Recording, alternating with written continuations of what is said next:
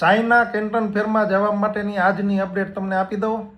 કેન્ટન ફેરના portal ઉપરથી લગભગ 70% લોકોના ઇન્વિટેશન લેટર જનરેટ થઈ ગયા છે. તો એ લોકો તમે એજન્ટને આપી દેજો વિઝા કાઢવા માટે.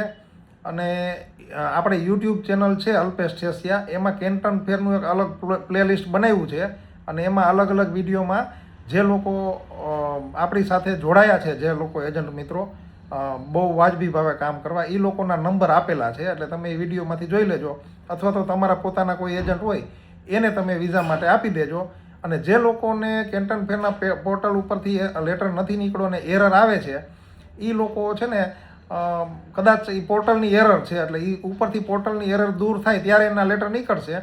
અથવા તો તમે ટ્રાય કરતા રહેજો, નવા નામે રજિસ્ટ્રેશન મીન્સ કે નવા આઈડીથી રજિસ્ટ્રેશન કરી અને ટ્રાય કરજો.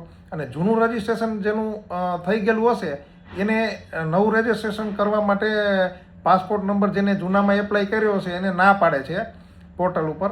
તો તમે એવી ટ્રાય કરી શકો કે જૂનું જ્યારે રજિસ્ટ્રેશન કર્યું ત્યાં તમે પાસપોર્ટ નંબર બદલાવી નાખો અને નવું રજિસ્ટ્રેશન કરો, ત્યાં તમારો ઓરિજિનલ પાસપોર્ટ નંબર નાખી અને એવી રીતે ટ્રાય કરજો જો લેટર જનરેટ થાય તો.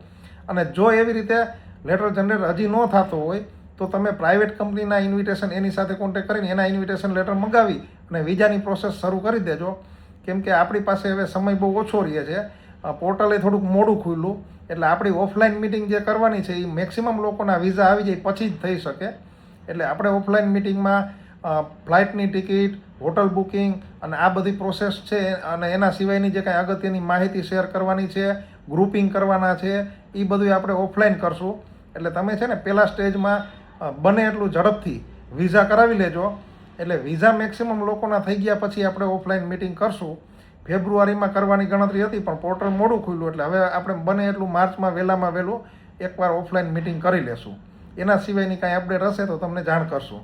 વિડીયો તમે જોતા રહેજો.